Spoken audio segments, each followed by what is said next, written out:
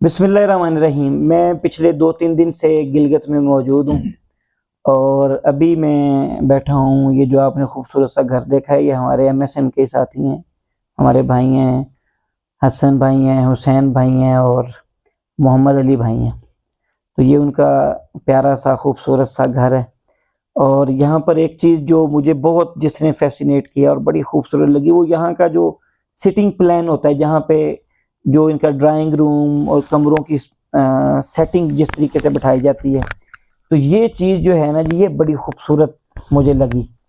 اور یہ آپ دیکھ رہے ہیں کہ کس طریقے سے نیچے بیٹھنے کا فرشی اہتمام ہے، بڑے خوبصورت قالین، بڑے خوبصورت گدے، اور یہ ٹھٹھرتی ہوئی رات ہے۔ ابھی دیکھیں نا، اکتوبر ہے، اینڈ اکتوبر چل رہا ہے، اور یہاں پہ یعنی اس وقت بڑی رات کے وقت میں شدید ٹھنڈ ہو جاتی ہے، تو اسی لیے یہ کمبل شمبل لے کے اور جیکٹس لے کر ہم یہاں پر بیٹھے ہوئے ہیں۔ تو علاقہ بھی بہت خوبصورت ہے، لوگ تو پھر ہیں ہی خوبصورت، اور پھر ان کا جو رہن سہن ہے وہ بہت خوبصورت ہے۔ میں جتنے بھی گھروں میں گیا، پہلے 1-2 دن توقیر بھائی کے گھر میں تھا، وہاں پہ بھی ایسے ہی بیٹھنے کا نظام، سونے کا نظام، بڑا خوبصورت سسٹم۔ اور جیسے علاقہ خوبصورت ہے وہ تو سب نے سنا ہوا ہے، یا جس نے دیکھا ہے وہ اس کو پتہ ہے کہ علاقہ بہت خوبصورت ہے گلگت بلتستان کا۔ یہاں کے لوگ بہت اچھے، بہت خوبصورت، بہت اچھے دل کے، اچھے مزاج کے لوگ، بڑے پیار محبت دینے والے لوگ ہیں۔ اور پھر رہن سہن بھی، یہ بھی بہت پیارا اور خوبصورت رہن سہن ہے۔ تو اس سلسلے میں ہم کچھ ابھی بات چیت بھی کریں گے اس علاقے کے بارے میں۔ یہ گلگت کا علاقہ جو ہے نا بسین ہے، ہم بسین کے اندر ہیں، تو یہاں پر علاقے کے کچھ جو ہیں حوالے سے ہم بات چیت بھی کریں گے۔ تو ابھی میں ہمارے جو حسن بھائی ہیں جن کے گھر کے اندر ہیں، ان سے ہم بات چیت کرتے ہیں۔ جی حسن بھائی، ایک چیز ابھی آپ سے جو بات ہو رہی تھی جی، ادھر ہمارے ہاں تو بجلی کے بہت بل آتے ہیں یار آج کل، جی اتنا مسئلہ ہے بجلی کا، بالکل، اور اتنے بھاری بھرکم بل ہیں۔ بلکہ پچھلے دنوں ایک ٹیکس لگا تھا جی، وہ آپ لوگوں کے لیے بات، وہ ایک ٹیکس تھا، وہ بڑی مزاح بھی بنی ہوئی تھی، آپ نے دیکھا ہوگا۔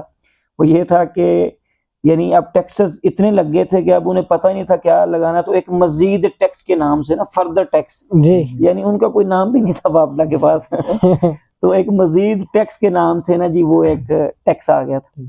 تو آپ کا یہاں پہ ابھی بات ہو رہی تھی، تو آپ نے مجھے بڑی ایک حیران کن بات بتائی کہ یہاں پہ آپ بجلی کا بل ہی نہیں دیتے، تو بجلی تو آپ انجوائے کر رہے ہیں، یہ کیا بات ہے جی؟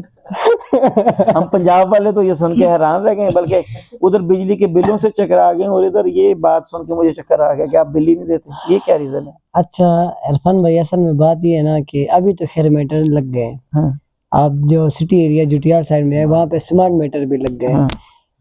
ویسے یہ گلگت میں میٹر سسٹم تو ہے، لیکن یونٹ یہاں پہ سستی بہت ہے بجلی سب سے پہلے، اور یہاں پہ ہمارے اپنے بجلی گھر ہیں۔ آپ کرگا سائڈ جائیں، آپ نلتر سائڈ جائیں، یہاں پہ ہمارے اپنے بجلی گھر ہے۔ آپ 5-6 سال پہلے جائیں تو یہ میٹر زیادہ تر لوگوں کے گھر میں نہیں تھا، تقریباً 70% لوگوں کے۔ بعد میں جو ہے ابھی تقریباً سب نے میٹرز بھی لگائے ہیں، ہمارے گھر میں بھی میٹر ہے، لیکن ہمارا یہ جو بسین نالے کے ساتھ ساتھ جن کے گھر ہیں، ہاں ان کا یہ جو علاقہ ہے جی، یہ دریائے گلگت بالکل ان کے ساتھ ہے، یہاں پر بالکل بہت بڑا دریا ہے۔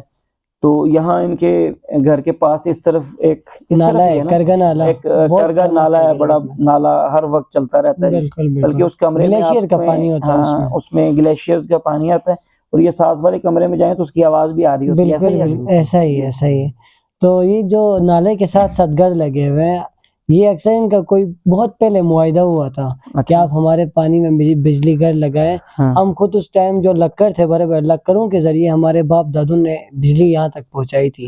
تو ایگریمنٹ ان کا یہ ہوا تھا کہ ہم جو ہے بل پے نہیں کریں گے، ہمارا ان فیوچر آگے والا فیوچر تک بھی ہم کبھی بل پے نہیں کریں گے۔ اچھا، تو اس ایگریمنٹ پہ اس ٹائم جی، لیکن یہ ایگریمنٹ ایسا تھا کہ صرف ہوائی جو ہوتا ہے، ریٹرن اس ٹائم انہوں نے کچھ نہیں کیا۔ ہاں، اپنے اولاد کو بھی بتایا ہم نے ایسا کیا ہے، تو اب جا کے پھر ایسا تھا کہ گورنمنٹ کے ساتھ ایک فائٹ کرنے والا سین بن گیا یہاں پہ۔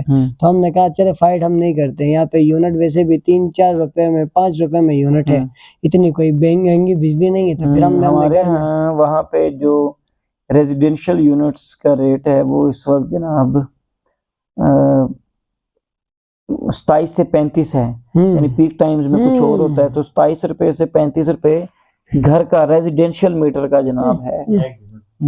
مین کتنا بل آ جاتا ہے آپ کا منتھلی؟ اگر آپ یعنی دیکھیں نا یہاں پہ تو آپ کے تو 100 واٹ 200 سردی نہیں ہوتی نا، آپ کے یہاں تو سوری گرمی، جی سردی تو یہاں پہ بہت ہے، بالکل، تو ادھر تو گرمی ہوتی ہے، تو اے سی وغیرہ بھی لوگوں نے لگائے ہوتے ہیں۔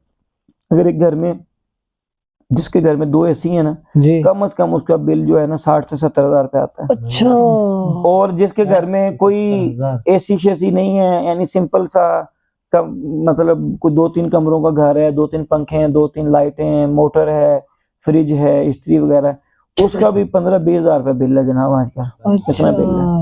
میرا جو پنڈی میں آفس ہے نا، توقیر بھائی تو ادھر آئے ہوئے ہیں، وہ آفس جو ہے آپ اس کا بل آپ اندازہ کریں کہ پچھلے ماہ کا 49,000 آیا، اور آج کل آپ کو پتہ ہے پنڈی میں بھی پنکھے وغیرہ بند ہو گئے ہیں، 49,000 بل آیا، تو وہ کمرشل ہے، لیکن آپ دیکھیں صرف وہ چلتا بھی، آپ کو پتہ ہے وہ اس کی ٹائمنگ نائٹ ٹائمنگ ہے، رات 9 سے صبح 6 بجے تک ہوتی، تو وہ صرف لائٹس چل رہی ہیں، لیپ ٹاپس ہیں وہاں پر جو 30-35 لیپ ٹاپس چل رہے ہوتے ہیں، تو اس کا بل آپ اندازہ کریں 49,000 ہے، اور گرمیوں میں یہی بل 80,000 85,000 پہ چلا جاتا ہے، اور یہ دیکھ لیں اتنی مہنگی بجلی ہے ادھر جناب۔ نہیں چلے اس حساب سے اگر دیکھا جائے تو الحمدللہ، ویسے آپ کی موج ہے جی جو ابھی میٹر بل لگائیں تو پھر اتنا بل ہمارے یہاں نہیں ہے، وہاں پہ زیادہ تو سے زیادہ یہ 5,000 سچویشن ہے کہ یا بل دے دیں یا مہینے کا جو ہے نا کھانا لے لیں ہم نے، گھر والے غریبوں کے کھانا لیے کھلا تو لیں، پھر جو بالکل بیچارے لوگ زیادہ تر تو لوئر مڈل کلاس ہے نا پاکستان میں، اب مڈل کلاس تو ختم ہو گئی، یا امیر لوگ ہیں یا غریب لوگ ہیں، یا بالکل لوئر مڈل کلاس ہے یا امیر لوگ ہیں، تو اب لوئر مڈل کلاس جتنی بھی ہے ہماری، ٹھیک ہے، وہ سارے بیچارے اب پھر سے لیکن عرفان بھائی میں یہ سمجھتا ہوں نا کہ یہ ہمارے لیے جو 5 روپے یونٹ ہے اور یہاں پہ بجلی کا نظام اچھا ہے، گرمیوں میں تو یہاں پہ لائٹ جاتی نہیں ہے، یہ بھی کچھ بھی نہیں ہے، کیونکہ ہماری زمین جو ہے نا یہ آپ کو پتہ ہے بڑی زرخیز ہے، یہاں پہ ایک صرف کرگا نالہ ہی نہیں ہے، یہاں پہ بہت سارے نالے ہیں اور بہت سارے مطلب ذخیرے ایسے ہیں جہاں سے پانی یہ لائٹ آسانی سے جنریٹ کر سکتے ہیں۔ اب آپ کرگا نالے میں جائیں، یہاں پہ فیز 1 فیز 2 فیز 3 فیز 6 تک بنے ہوئے ہیں یہاں پہ، لیکن ان میں بھی کوئی ہائی کلاس کی مشینری نہیں لگی ہوئی ہے، وہ اکثر خراب ہو جاتی ہے، اس کو ٹھیک کروانے میں کئی دن لگتے ہیں، پھر اسے ٹھیک کرواتے ہیں، پھر خراب ہو جاتی ہے، تو یہ ایشو ہے، مطلب کام یہاں پہ کسی کا بھی فوکس اتنا نہیں ہے۔ اچھا جب میں آ رہا تھا نا، چونکہ ہم جو کرم ہائی وے اس طرف سے آئے، تو رستے میں 2 ڈیم بن رہے ہیں، ایک داسو ڈیم ہے اور ایک بھاشا ڈیم ہے، جی بالکل، تو یہ دیامر میں، تو ایک اس سے پہلے آتا ہے داسو ڈیم، یہ داسو یہ کے پی کے میں پڑتا ہے یا گلگت میں آتا ہے؟ کے پی کے میں۔ اچھا داسو ڈیم بن رہا ہے کے پی کے میں، اور جو بھاشا ڈیم ہے وہ یہاں پہ آپ وہ بھی کے پی کے کہیں کر دیا ہے نا ابھی انہوں نے، نہیں بھاشا وہ تو دیامر میں،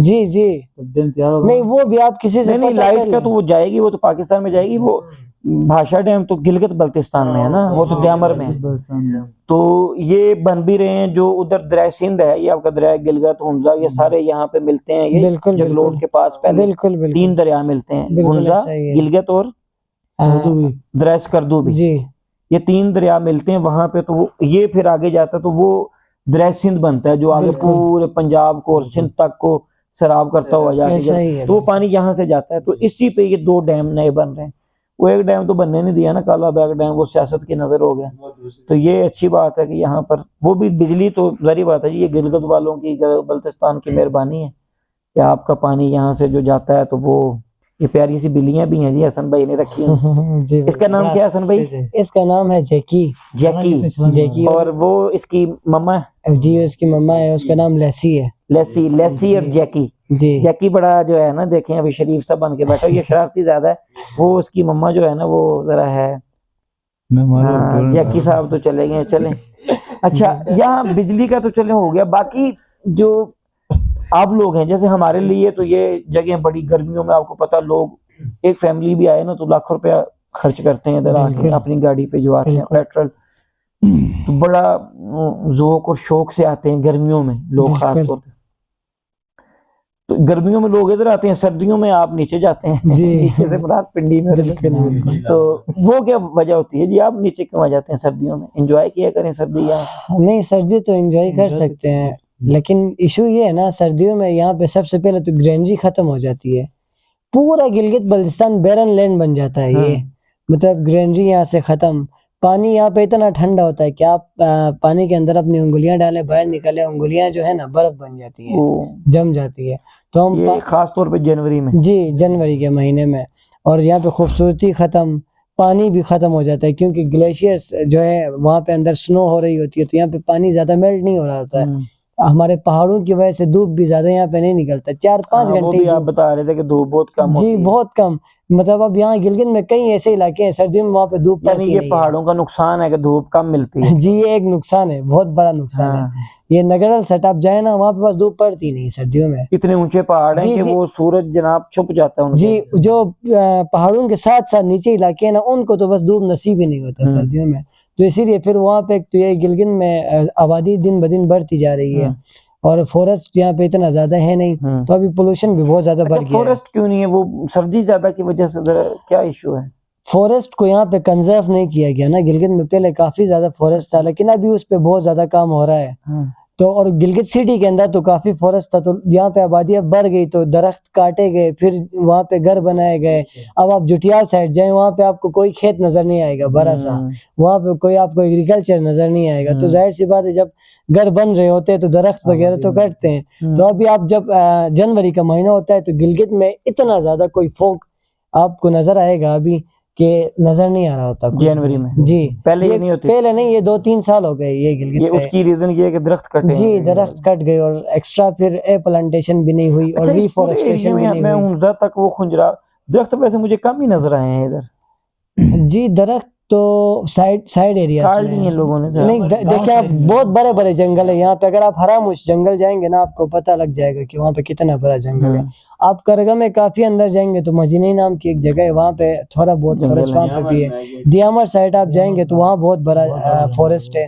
تو اس طرح جگلوٹ سائڈ میں سائڈ ایریاز میں مین سٹی سے ختم ہو گئے یہ درخت وغیرہ، تو یہاں سے ختم. اچھا وہ کل ہم ایک جگہ پہ جب گئے تھے تو وہ بتا رہے تھے کہ یہاں پر اب گلگت شہر کی خاص طور پہ سائڈوں کی نہیں جی کہ یہاں پہ وہ پانی کا کوئی ایشو بنا ہوا ہے. وہ کیا ہے اس میں، وہ کیوں اس طرح سے ایشو بن گیا ہے؟ پانی کا ایشو یہاں پہ تو بڑا صاف ستھرا گلیشیئرز کا پانی اور یہ سارا. بالکل. اب دیکھیے یہ کرگن نالا جو پہلے آبادی بہت کم ہوتی تھی، جو گلیشیئر سے پانی میلٹ ہو کے آتا ہے اندر سے، تو لوگ زیادہ نہیں ہوتے تھے، وہ صاف پانی ہی آ رہا ہوتا. اب آپ کرگس کے سائڈ جائیں اتنی آبادی بڑھ گئی ہے تو لوگ ایسے ہی پانی کو یوز کرتے ہیں، اور سب کے جو گھر کی جو یہ نالیاں بنی ہوتی ہیں وہ پانی میں بڑی زیادتی والی بات تو ہے. پھر اس سے ایسا ہوتا ہے کہ گورنمنٹ اس پہ کچھ کر نہیں رہی. گورنمنٹ کچھ نہیں کر رہی.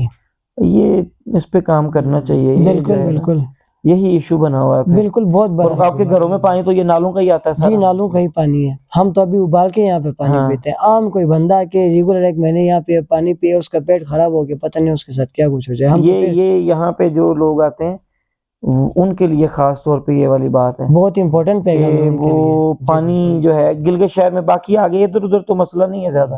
گلگت شہر چونکہ بہت گنجان آباد ہو گیا ہے، بہت بڑا ہو گیا ہے، اور اس میں ایریا کم ہے، آبادی زیادہ ہو گئی ہے گلگت میں. تو گلگت شہر میں جب آئیں خاص طور پہ تو وہ پانی جو ہے نا، آپ نے یا تو پانی کوئی منرل یوز کریں یا ابال کر پئیں. یہ بالکل اگر نہ تھوڑا ایشو بن سکتا ہے. بہت بڑا ایشو ہے یہ. بیماریاں 5-6 قسم کی بیماریاں لاسٹ ٹائم بتا رہے تھے یہاں پہ کسی نے ریسرچ کیا تو وہ کیا تھا 6. اور کینسر اس میں سب سے بڑی بیماری. گلگت میں کینسر کے پیشنٹس بہت زیادہ ہیں.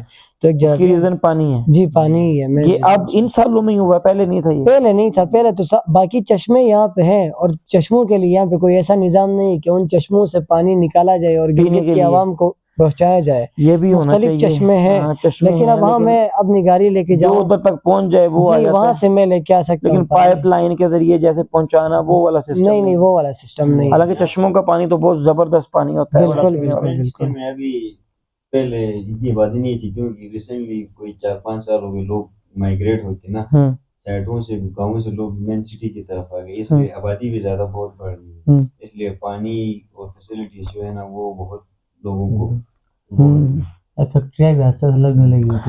اچھا بہرحال جی، یہ گلگت بلتستان تو ایک جنت نظیر ہے. یہ ایک گلگت شہر کے لیے تھوڑا سا ایشو آیا ہے آبادی بڑھنے کی وجہ سے. تو یہاں پر جو پینے کا پانی ہے اس میں کچھ مسئلہ ہے. واقعی علاقہ خوبصورت ہے اور ہر حوالے سے ہمیں، اور جو خوبصورتی ہوتی ہے علاقے کی وہ ہماری ذمہ داری ہوتی ہے کہ ہم اس کی قدر کریں، اسے سنبھالیں.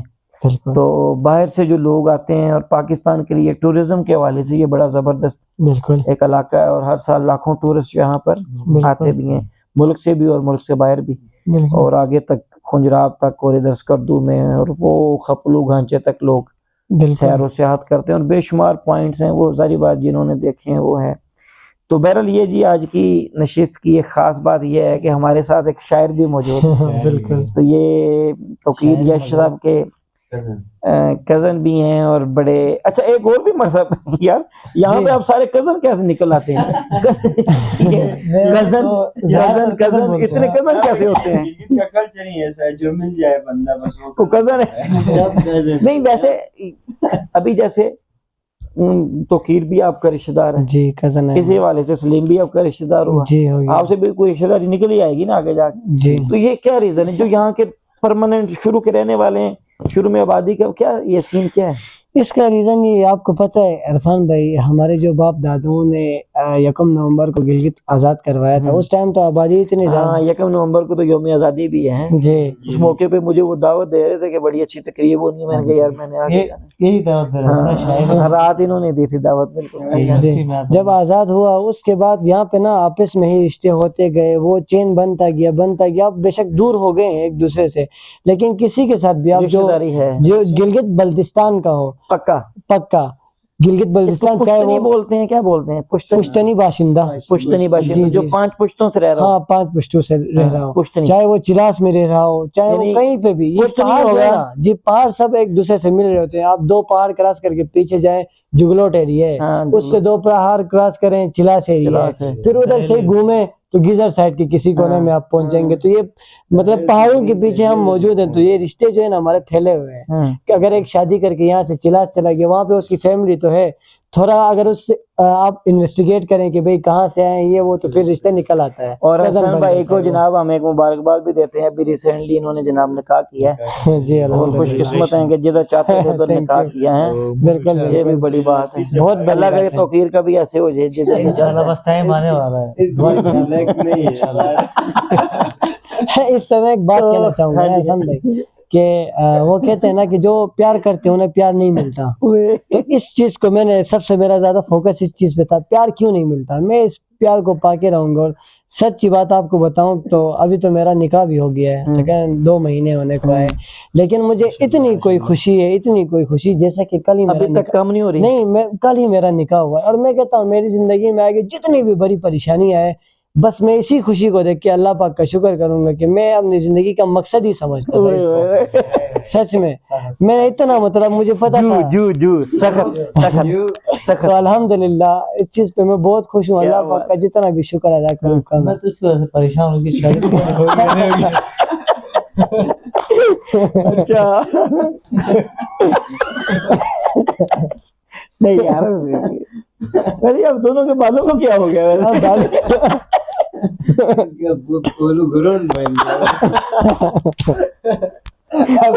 گلگت میں پولو بال کھیلی جاتی تو polo ground FIFA world cup آرام سے کھیلا جاتا ہے اس کے اوپر۔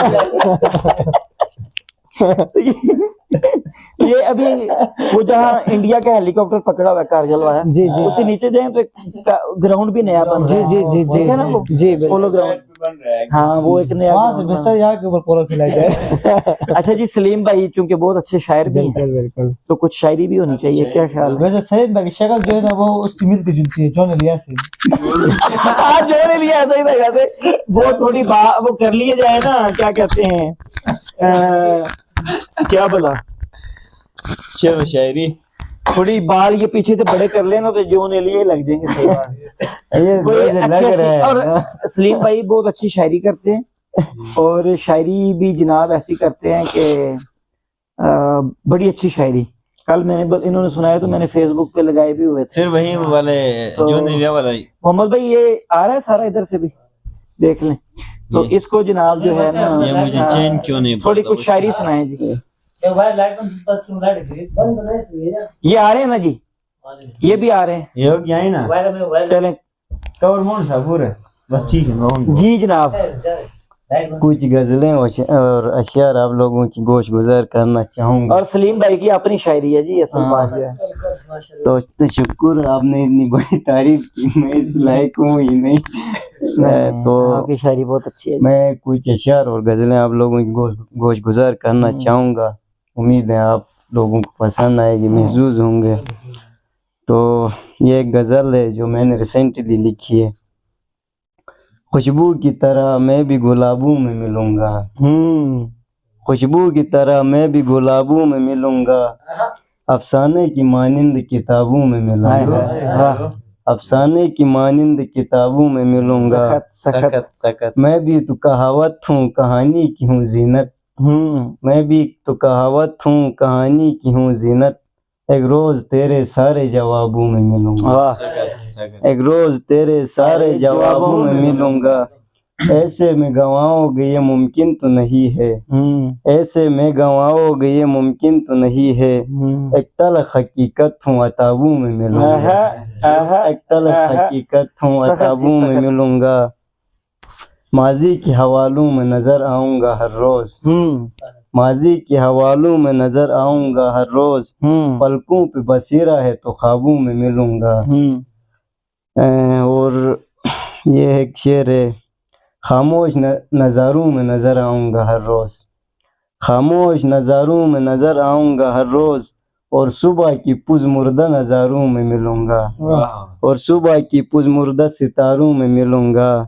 ایسے نہ گنواؤ, ایسے نہ کبھی ان سے بچھڑ پاؤ گے سلیم, ایسے نہ کبھی ان سے بچھڑ پاؤ گے سلیم, ہر رنگ میں رنگین نظاروں میں. واہ واہ, تو کیا بات ہے جی. ایک اور غزل آپ جو سمجھ گئے سب سے بیسٹ, جو آپ کی زندگی کی شاہکار ہو, وہ کوئی سنائے. ایک غزل ہے, اس کی چند اشعار مجھے یاد ہے, چونکہ وہ میرے پاس ادھر نوٹ نہیں ہے, وہ آپ لوگوں کی گوش گزار کرنا چاہوں گا. نگاہ دید سے اجل ہو گئے ہیں, نگاہ دید سے اجل ہو گئے ہیں, اوجھل ہو گئے ہیں, اشک آنکھوں میں بوجھل ہو گئے ہیں, کہاں سے ڈھونڈ لائیں اس کی یادیں, یہ دل بھی دشت جنگل ہو گئے ہیں, کہاں سے ڈھونڈ لائیں اس کی یادیں, یہ دل بھی دشت جنگل ہو گئے ہیں. اور کچھ یوں تھا کہ لاسٹ شعر چلیں جو ہے ان میں سے کر دیں کچھ. اچھا ایک اور بات تو بتائیں, یہ جو رومانویت ہوتی ہے شاعری میں, آپ خود چونکہ شاعر ہیں, شاعری میں رومانویت جو ہوتی ہے, یہ جب آپ کی شاعری میں آپ بیان کرتے ہیں تو اس کے پیچھے آپ کو کوئی رومانس وغیرہ ہوتا ہے, کوئی قصہ ہوتا ہے محبت کا, یہ کدھر سے لے آتے ہیں رومانویت؟ شاعری بیسک ایک تخلیق ہوتی ہے, فن ہے, اور یہ کریٹیو ہوتی ہے, گاڈ گفٹڈ. ہر بندہ شاعر بھی نہیں بن سکتا اور شعر بھی نہیں کہہ سکتا, یہ گاڈ گفٹڈ صلاحیت ہوتی ہے, میں تو یہی سمجھتا ہوں. تو اس میں کوئی تجربہ رومانس کا پیچھے کوئی تلخ تجربہ, اس کا کوئی عمل دخل نہیں ہوتا؟ تلخ تجربہ عشق لازمی ہوتا ہے شاعری میں, عشق کے بغیر نہیں آتی شاعری, عشق کے بغیر پاسبل نہیں, عشق بھی یہ ہنر نہیں آتا ہے, ہنر نہیں ہے, یعنی شاعری کا ہنر عشق سے ہے. تو آپ نے بھی کیا ہے تو آپ کا لیکن اچھا ایکسپیرینس رہا ہے. میں بتاتا ہوں اصل میں یہ کیا چیز ہوتی ہے. کبھی بھی نا شاعری کب نکلتی ہے, جب انسان پیار میں جلتا ہے, یا اس کا پیار اس سے بچھڑ رہا ہے. علامہ اقبال نے بھی شاعری کی ہے, ان کا تو نہیں کوئی ایسا. دیکھیں وہ اصل میں وہ ہائڈ کر رہے ہوتے ہیں نا, وہ ریئل سٹوری. یہ دھواں ہے, مطلب جب انسان جلتا ہے اندر سے جو دھواں نکلتا ہے نا, وہ دھواں اسی شکل میں نکلتا ہے کہ پھر اندر سے ایسے ایسے الفاظ نکلتے ہیں, الفاظ کا وہ مجمع جو انسان مطلب الفاظ میں بیان نہیں کر سکتا, اس کو لکھتا ہے, پرو لیتا ہے. ایسے شاعروں نے بڑے لوگوں کو جو ہے نا کیا ہوا ہے شاعری میں, جو ہے نا اب میرے خیال میں پڑھ کے کئی عاشق بیچارے وہ بیچارے رات کو شاعری سن رو رہے ہوتے ہیں. اس کو بھی تھوڑی نظر ثانی فرمائیں. شاعر سارے ابھی جو شاعر لکھتا ہے وہ تو اپنے اوپر لکھتا ہے, لیکن دوسرا بندہ اپنے اوپر ریلائز کر کے اس کو یعنی ملتی جلتی کہانی وہ فیل کر رہا ہے, اس کو یوں لگتا ہے یہ میرے اوپر ہی لکھا ہے, اس کو ارشاد فرمائیں. اور یہ ایک غزل ہے جو میں نے کل ہی رات کو لکھی تھی, تو آپ لوگوں کے سماعتوں کی نظر کرنا چاہوں گا. ہوتے ہوئے بھی تیرے تنہا میں رہا ہوں, ہوتے ہوئے بھی تیرے تنہا میں رہا ہوں, چھوڑو نہ کرو بیس جا تم سے خفا ہوں، چھوڑو نہ کرو بحث جاؤ تم سے خفا ہوں، جا تم سے خفا ہوں، جاؤ گے جہاں تم میری آواز سنو گے، واہ جاؤ گے جہاں تم میری آواز سنو گے، تو ایک فسانہ ہو تو میں اپنی صدا ہوں، تو ایک فسانہ ہو تو میں اپنی صدا ہوں، واہ آواز دے کہ چھپ گیا کہیں بار مجھے وہ بھی ہے ادھورے یہ میں جان چکا ہوں، 100 بار خود کو طرز وفا دے کے جوڑا، 100 بار تم سے ٹوٹ کے میں بکھر چکا ہوں، کچھ اس لیے بھی دشت نے جلسا دیا سلیم، کچھ اس لیے بھی دشت نے جلسا دیا سلیم، میں سر سے پیر تک شجر وفا ہوں، میں سر سے پیر تک شجر وفا ہوں۔ سلیم بھائی ویسے بھی شاعر لگتے ہیں، ان کی سیج جو ہے نا، کئی شاعر نا بڑے ہٹے کٹے ہوتے ہیں، وہ مطلب دیکھیں نا ان کو کہاں سے عشق لگا کے شاعری کر رہے ہیں، شاعر جون ایلیا جیسا یا سلیم جیسا ہو تو آپ بولے نہیں لگتے کہ عشق کا جون ایلیا تھوڑے ان کے بال لمبے ہوں تو جون ایلیا، کیا بات ہے آنے والا وقت مرنے والا ہے۔ کچھ اور بھی شعر کوئی ایک آدھ تو ایک شعر سناتا ہوں جو میری کتاب کا ٹائٹل بھی تھا، بہت برہم زباں پہ سختیاں اور کڑوا لے جا، بہت برہم زباں پہ سختیاں اور کڑوا لے جا، فقط ہم سے عداوت ہے نہ جانے دشمنی کیا ہے، فقط ہم سے عداوت ہے نہ جانے دشمنی کیا ہے۔ اور ایک اور چھوٹا سا شعر ہے کہ میں ٹمٹما کے بھول جاؤں گا ایک شب، تمہیں میری کمی محسوس ہوگی۔ Thank you very much.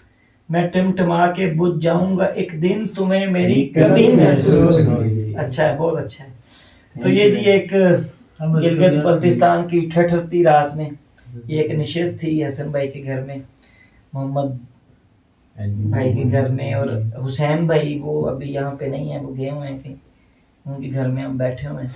تو یہ خطہ، اس خطے کے لوگ، اس خطے کا موسم، یہ جو گلگت بلتستان ہے، ہر حوالے سے یہاں کے لوگوں کا رہن سہن، یہاں کے لوگوں کا اخلاق پیار، ہر حوالے سے یہ ایک مثالی خطہ ہے۔